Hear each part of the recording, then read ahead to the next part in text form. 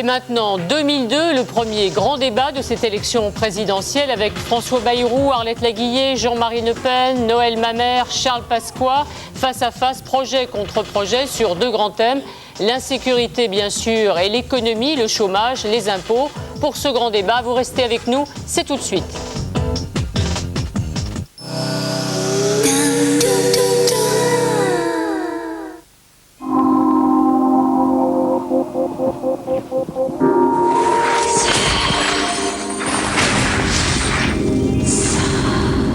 Maintenant, la puissance s'associe à l'esthétique. Le téléphone Samsung A300 double écran. Regardez la différence. Samsung et les Jeux Olympiques d'hiver 2002. Tout le monde est invité.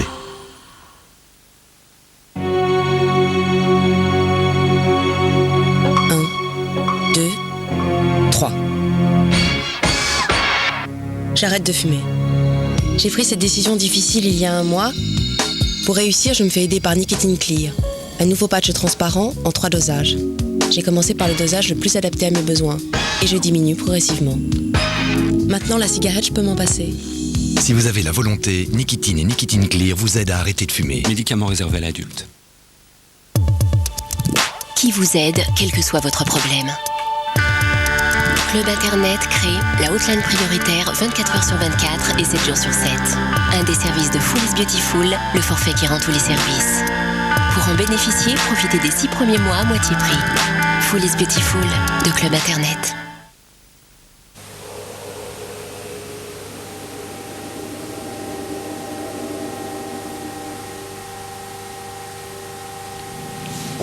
Non, pas ça. Chut, tais-toi. Maltraitance et violences sexuelles sur mineurs. Se taire, c'est laisser faire. Appelez le 119 ou contactez la police ou la gendarmerie. Bienvenue sur AOL. Alors quand on a des emails sur AOL, ce qui est trop bien, c'est qu'on entend une petite voix qui nous fait « Vous avez des emails !» Le système contrôle parental d'AOL, mais c'est génial. Je peux laisser mes enfants surfer en toute confiance. Tu tapes divertissement, tu l'as aussitôt et tu te laisses guider. Moi j'adore le cinéma et je clique bande-annonce et ça y est, je suis servie. C'est magique. AOL propose tous les services pour utiliser Internet facilement. Découvrez vite AOL au 0826 02 6000.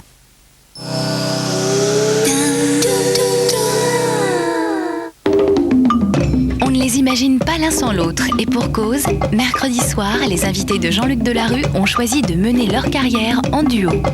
Complicité, rivalité, sur quel équilibre reposent ces couples d'inséparables? On avait pu donner tout ce qu'on avait pu, et aussi bien entre nous que vis-à-vis des autres, on était arrivés à la fin. Est-il facile d'exister en solo le jour où le tandem se brise? Humoristes, animateurs, chanteurs ou acteurs, ça se discute donne la parole à des duos célèbres, mercredi soir sur France 2.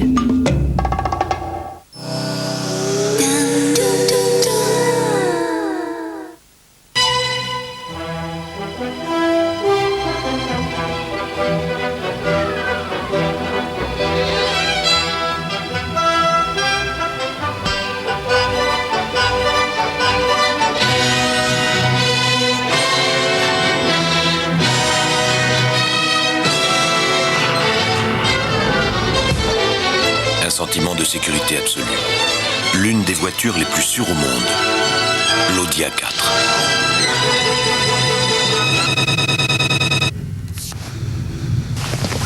Mais ça ne vous dispense pas de rester vigilant.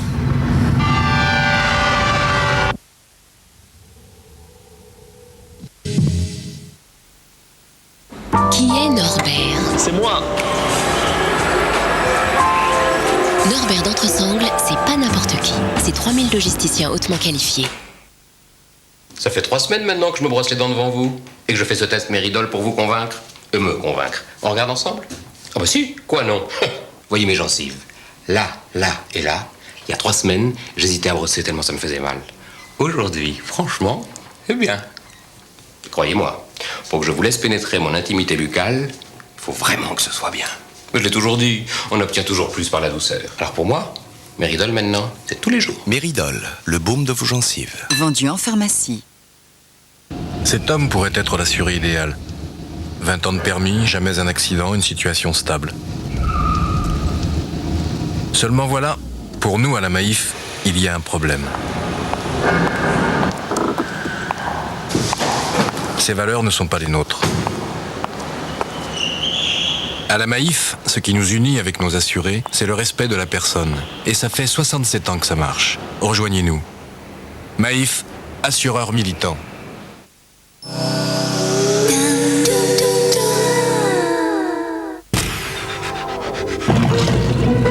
Des idées qui changent la vie, fallait y penser avec Automobile Mazda.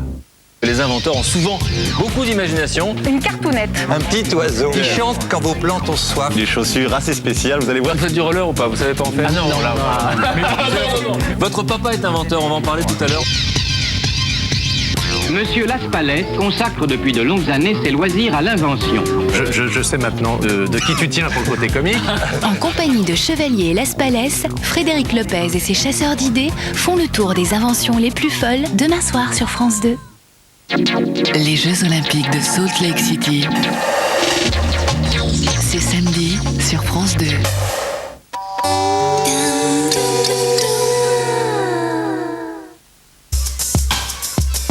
Un jour, elle vivra sa vie. Et les liens que vous créez la construisent jour après jour. Chaque jour, Isio 4 aussi l'aide à grandir. Ces acides gras essentiels sont mieux assimilés par les cellules, alors elles communiquent mieux entre elles. Chaque jour, Isio 4 facilite les échanges. C'est ça la biodisponibilité d'Isio 4. Isio 4, essentiel à la force de vie. Un numéro de téléphone sans nom ni adresse. Pour découvrir qui se cache derrière, tapez 3617 ANU, annuaire inversé par Minitel.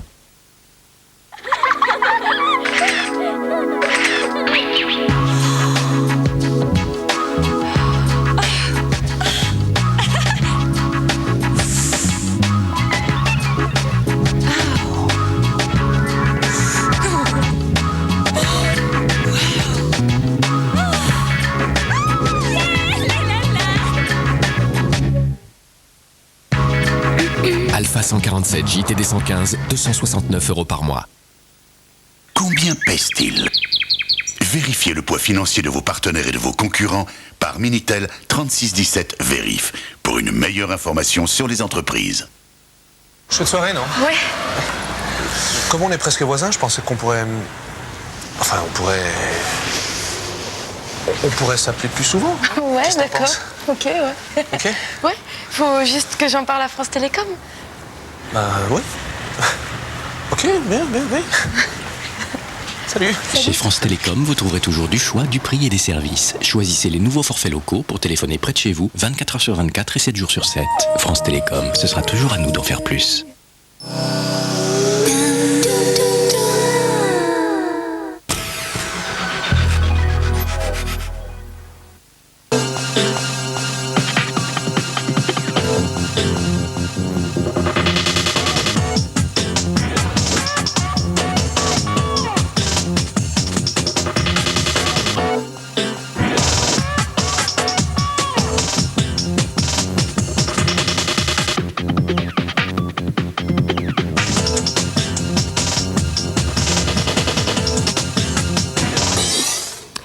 Bonsoir, merci de nous retrouver pour cette soirée spéciale, vous savez, consacrée à l'élection présidentielle. Les élections passées, c'était dans le documentaire précédent. Et maintenant, 2002, l'élection à venir. C'est le premier grand débat de cette élection ce soir. Nous avions invité 8 candidats déclarés qui sont chefs de parti, représentés au Parlement ou qui ont réalisé des résultats importants lors des élections précédentes. Sont présents ce soir donc pour ce premier grand face-à-face François Bayrou, Arlette Laguiller, Jean-Marie Le Pen, Noël Mamère et Charles Pasqua. Alors au fond, ils étaient 8 invités. Jean-Pierre Chevènement, qui fait campagne aux Antilles, ne souhaitait pas s'exprimer de Guadeloupe. Robert Rue, lui, a refusé de venir parce que Lionel Jospin et Jacques Chirac n'étaient pas présents, mais franchement, nous n'y sommes pour rien. Et enfin, Alain Madelin a annulé vendredi après-midi.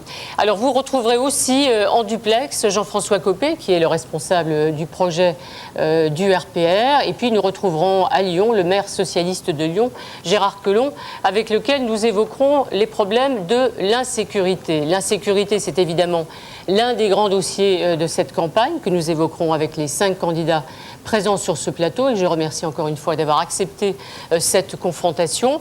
Nous évoquerons aussi bien sûr les problèmes économiques, le chômage, les impôts, bref, tout ce qui fait votre vie de tous les jours. Mais avant de commencer ce grand débat, je vous propose la photographie du jour. C'est un sondage Ipsos que vous retrouverez demain dans le Figaro, qui a été commandé aussi par Europe 1. Voilà où l'on en est à 67 jours du premier tour de l'élection présidentielle. Jacques Chirac et Lionel Jospin, vous voyez, sont à 23%, ce qui est moins 3 pour Jacques Chirac et plus 1 pour Lionel Jospin. Jean-Pierre Chevènement, 12%, reste stable. Jean-Marie Le Pen, c'est un peu moins à 8%.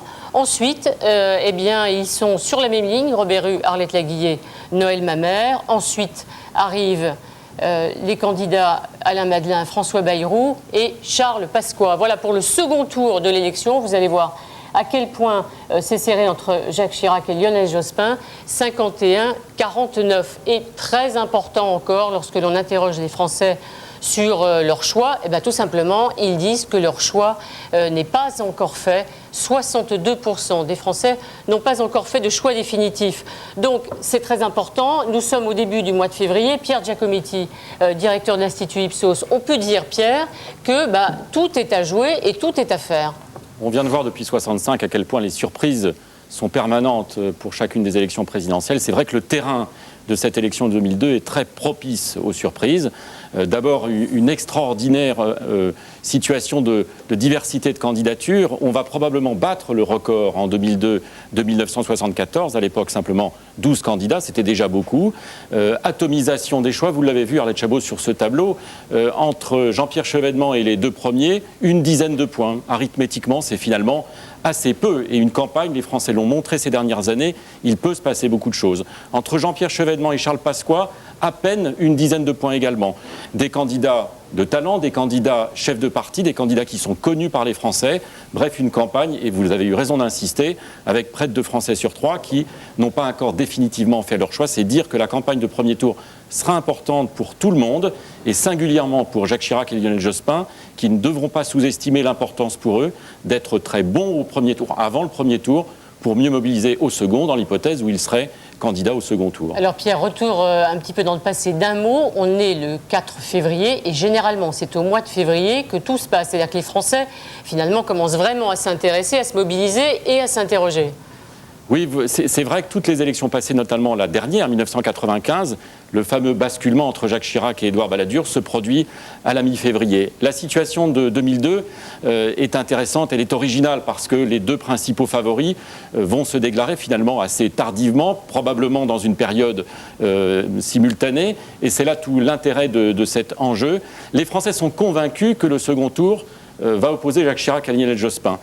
C'est un risque pour Jacques Chirac et Lionel Jospin car à ce moment-là reste posée la question de l'utilité de la fonction du premier tour, et les candidats qui sont là ce soir seront probablement les mieux placés pour répondre à cette question. Justement, dans cette enquête, 59% des Français disent qu'ils pensent qu'effectivement le second tour opposera Jacques Chirac à Lionel Jospin. Franchement, François Bayrou, est-ce que vous n'avez pas un coup de blues? Et c'est une question que je poserai aux uns et aux autres, à de vous dire, on est en campagne, on fait des meetings, on parle, et paf, les Français disent toujours, ce sera Chirac et Jospin. On vient de voir un film sur votre antenne. Et ce film, il montre une chose simple. Pas d'élection sans surprise. Et même souvent, pas d'élection sans surprise à l'intérieur de la surprise. Ça sera quoi la surprise? Et donc, la surprise, ça sera que les Français diront non à ce duel attendu. Parce que ce duel ne peut pas porter l'élan, l'espoir dont on voit que chaque élection a besoin. Ça n'est pas avec ce choix prédigéré, si j'ose dire, qu'on y arrivera.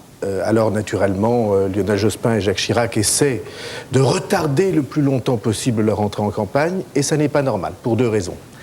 Ça n'est pas normal parce que les problèmes que la France a devant elle aujourd'hui sont si lourds et si importants, quelle que soit la réponse qu'on choisit d'y apporter, sécurité, Europe, éducation, quelle que soit la réponse, ils sont si lourds qu'on a besoin d'en débattre et que 8 semaines, 2 mois, ça n'est pas trop pour le faire. Et la deuxième raison est encore plus sensible aujourd'hui, c'est que vous voyez bien la campagne pourrie à laquelle cela laisse la place. On va y revenir. Je voudrais simplement... Sous la maison, il y a une cave, et dans la cave, il y a des égouts, et chacun s'en donne à cœur joie avec les dossiers qu'il prépare contre les uns et contre les autres. Et je trouve, moi, que la France mérite autre chose que ça. Alors, je reviens à ma question. Franchement, il y en a un d'entre vous qui se dit, je vais être au 2e tour encore, là, où vous êtes toutes... Arlette Laguillet. 62% du corps électoral interrogé n'a pas encore choisi. Ça vaut le coup de battre la campagne, au sens propre comme au sens figuré. Et il y a encore 3 mois pour le faire. Et puis, moi, je crois vraiment que c'est au premier tour qu'on dit vraiment ce qu'on pense, qu'on dit ses vrais choix, qu'on vote vraiment en fonction de sa sensibilité, de ce qu'on pense profondément. Et ça vous gêne, vous, que Chirac et Jospin ne se soient pas déclarés, alors que tout le monde sait qu'ils sont candidats ? Est-ce que ça vous empêche, ça fausse le débat, comme dit Robert Rue, ou pas ? Non, absolument pas. Moi, je pense de toute façon qu'ils diront la même chose, sans doute avec des mots différents, mais que sur le fond, ça sera exactement la même chose. Sincèrement, ça ne perturbe pas dans les couches populaires qui n'aient pas annoncé leur candidature. Alors, qui ça perturbe ? Jean-Marie Le Pen, ça vous perturbe qu'il ne soit pas encore déclaré ? Je trouve assez anormal que les 2 responsables de la politique française, qui doivent rendre compte de leur mandat, parce qu'ils ont reçu l'un un mandat quinquennal, l'autre un mandat de 7 ans, et ils devraient rendre compte de ce qu'on peut appeler peut-être la campagne, la pré-campagne. Or, ils restent à cagnarder dans leur palais, comme des Pierre l'Ermite, ou des Bernard l'Ermite plutôt, dans leur coquille. Pierre, c'est autre chose, c'est vrai. Des Bernard l'Ermite dans leur coquille, à l'abri des coups de leurs adversaires, et ils ne se prononcent pas, et ils laissent les candidats de bonne volonté que nous sommes battre la campagne. C'est bien, vous avez du temps pour débattre, non ? Ce qui ne nous gêne pas. Mais parce que moi, je crois à la supériorité contre les lièvres, les grands lièvres, des tortues, surtout quand elles sont un peu ninjas. Ouais. Alors, Noël Mamère, est-ce que vous dites pas, c'est formidable, on a le terrain, on est tranquille, ils ne sont pas là, les 2 autres, et pendant cela, c'est formidable, nous on a eu le temps pour débattre, ou est-ce que vous regrettez aussi leur absence ? Je dis que c'est très bien qu'on puisse battre la campagne, comme l'a indiqué Arlette Laguillet, pour défendre nos idées, défendre des projets. Mais je trouve que du point de vue de la démocratie, ce n'est pas très sain que les 2 grands candidats, l'un est président de la République, l'autre est Premier ministre, décident du choix de la date et de l'heure à laquelle ils vont entrer dans ce débat. Les Français méritent mieux qu'un sprint final, une courte ligne droite, au cours de laquelle, effectivement, l'un et l'autre vont nous répéter ce qu'ils nous disent depuis déjà pas mal d'années. Et je crois que c'est une forme de mépris pour les Français, comme une forme de mépris pour nous, qui sommes en quelque sorte les vedettes américaines avant que les 2 stars entrent sur la scène pour être applaudis par l'ensemble de la France. Je trouve que du point de vue de la vitalité démocratique, du point de vue de la hauteur du débat, ça ne me semble pas correspondre à l'idée que je me fais de ce que doit être une élection présidentielle. Donc vous dites, il confisque le débat, il ne vous empêche pas quand même de faire campagne. Non, il ne confisque pas le débat, je n'ai pas dit ça. Le débat, c'est nous qui le menons en ce moment parce qu'il refuse d'y entrer. Mais il faut arrêter il faut sortir de la tartufferie. On a un candidat qui reste enfermé dans l'Élysée et qui d'ailleurs, dans le palais de la République qui est payé par tous les Français, consulte ses amis, ce qui ne me paraît pas déjà tout à fait normal. Et puis un autre candidat qui est un jour probable, un autre jour possible.